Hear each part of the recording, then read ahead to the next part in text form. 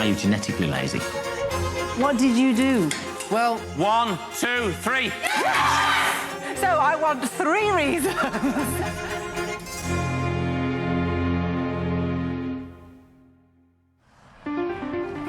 Who is responsible for underachievement?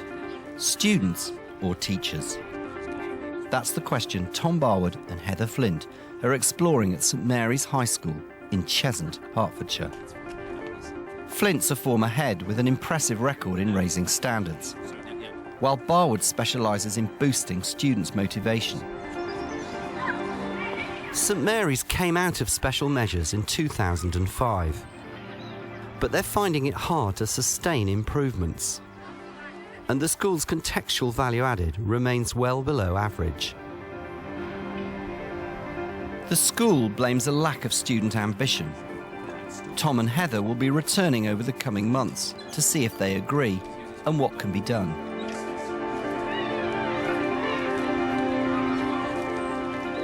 This is X squared. What's the length across here? What's the length down here? And across here is going to be what?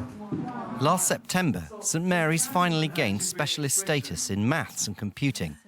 But head Stephanie Bembo's frustrated by the lack of progress. We actually took 4 bids to get our specialist status.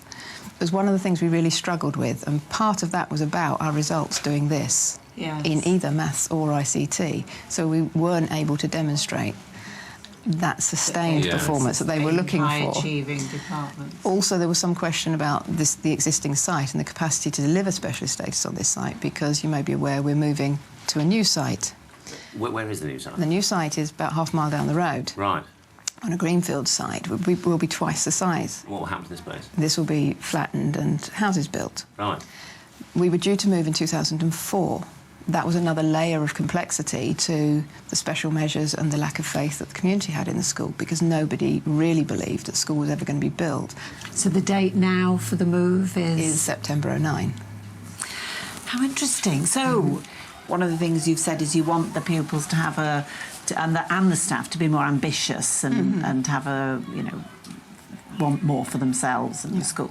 Got to get that, move on to a new site.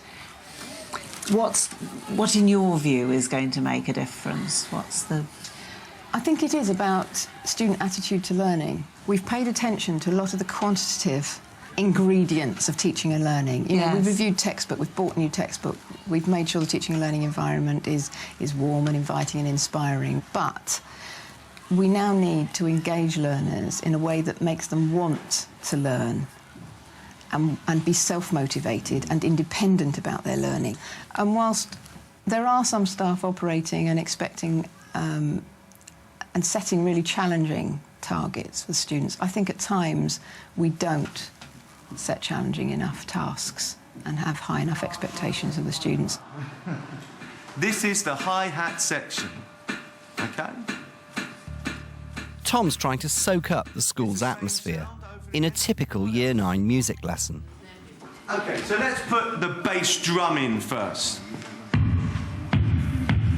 Is it a good beat to just do this constantly over? I've seen some people shaking their heads. Tell me why. What should it be like? Yeah. It's like more exciting. More exciting. OK. So, if this is boring, is this more exciting? They're very close and unusually so. Meanwhile, Heather's checking to see if student data and target setting are being used effectively. She's with Deputy Head Lionel Cooper. I mean, I don't know if you have looked at this, just the percentage of pupils who moved up 2 levels within Key Stage 3, between 2 and 3. What would that be? I would have to work that one out. Would you? I'd have to go back and look at my figures for that. Be interesting to do, wouldn't it? Because, I mean, for example, I'm working with a couple of schools where they've set themselves a target that every pupil in Key Stage 3 will move up 2 levels.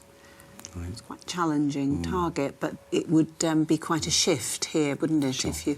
So what's been the response of your heads of subjects to this information, this particular information, the progress? And they use it to show progression and comparisons with current year 9s and setting expectations with current groups. What about your conversion rates of level 5 to a C or above? Have you measured that by subject? No.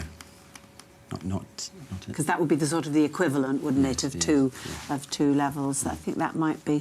What we're using at the moment, it's just come into school, is the Raise Online. Yes. Which shows conversion charts between the different key stages, and that information has been given to heads of subject. So you're on the short course or long course? Sure. Yeah? So you get half a GCSE for doing this? Yeah. Is that, that's news to you, do I? Yeah. So how easy is this? Yes. Really? Once you grasp it, Yeah? it's not too bad. Some of those students who come in below the national average, we tend to not create so much value added. And what about the headline figures? Is it 52% 5A to Cs, 27% with English and Maths? We're focusing on that in a real... And what would you say, what would be your assessment of those figures in 2007? They are realistic. They're a fair representation of that cohort. I would have expected to know what percentage of pupils had moved up 2 levels in Key Stage 3 in English. So it's back to the and in eyes maths on the prize. and in science. Just tell me the basics. Yeah, it's a bit like when you're dealing in business terms, and they talk about, well, yeah, fine, this is all very interesting. What's the bottom line? Yes. Are we making money or not? Yes. And making money is quite simple. It's just, what does it cost you to go out and do what you do? What do you make from it? Well, it's the same question, except are you making progress? Are your pupils making progress? And there's a very pretty chart with lots of colours on that shows they're not. Well, it doesn't suggest they're not. It suggests that they're not making enough progress. It would be unfair to say they're not making any. They definitely are making some. You could create them electronically or you could hand draw them. It's your call.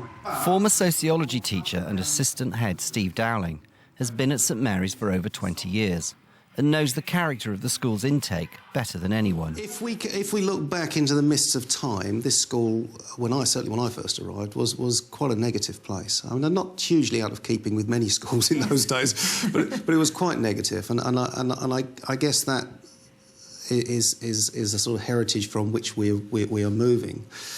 I think sometimes we've possibly tried to put into place reward systems that are a little bit too complex, that just aren't simple enough to deal with. Perhaps we've not been sufficiently sensitive to the different needs that different age kids have in terms of rewards. I mean, I asked my Year 10 last week. I said, how do you want to be rewarded? When I reward you, do you want me just to pat you on the back? That's a great piece of work, fantastic. Or do you want me to give you a sticker? And of course, I thought they'd all say, I want you to pat me on the back. A sticker, I don't want a sticker. But hey, half of them put their hands up, I'd like a sticker, sir. And it's interesting. I mean, it's interesting. I think our perceptions as teachers when we reward kids is sometimes not quite as accurate as it is when it comes from the students. Yeah.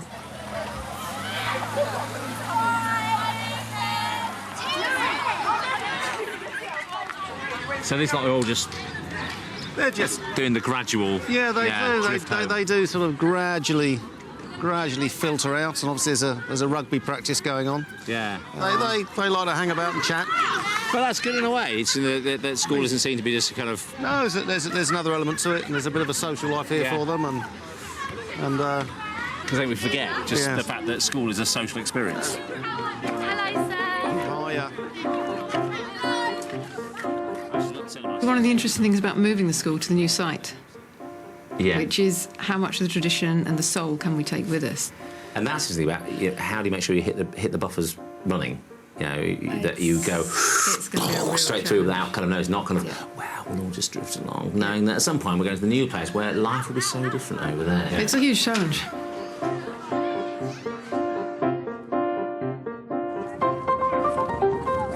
It's a month later, and Tom's organised a trip to the new site for some of the least engaged students. He's hoping to enthuse them about the school's future. cross there to the edge to the grass, so just be careful as you go. Just obviously, if you tread carefully, you won't get the mud in your shoes.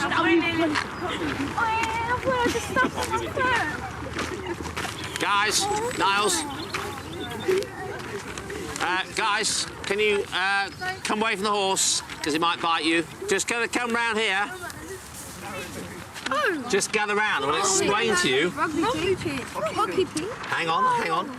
So this boundary here, where you can see where the blue lorries are parked up, come back like till you see that there's a fence running across the bottom of that field. So not the first hedge, second hedge. That will be the boundary of the school. So you're going to have basically all this site from here all the way across to beyond where those trees are will be the school site. Is there going to be a swimming pool? I don't think so. I don't think that's in the plan. Well, you want a swimming pool? Yes. Yeah. We'll talk about that later. The actual school will be just over here. What about The horses won't be part of the deal, yeah?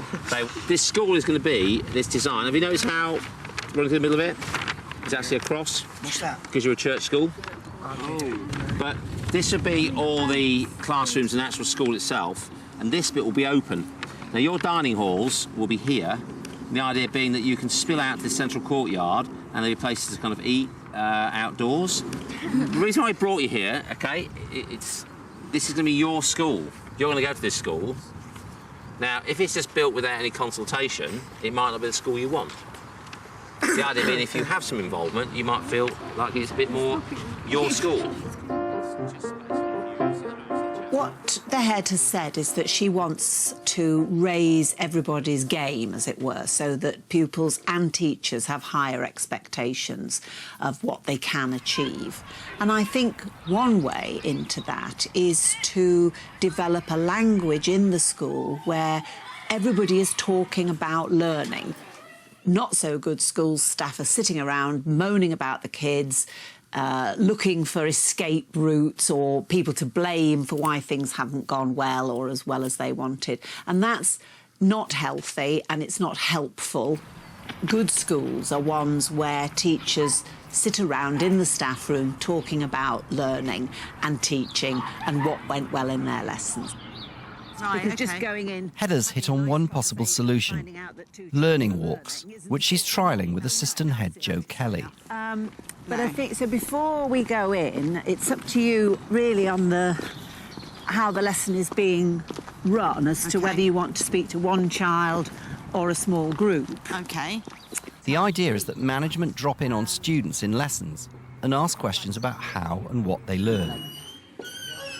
Hi, Roger. Can I just pop in and have a chat to a few of your students? You certainly can. Is that OK? Yes, please do.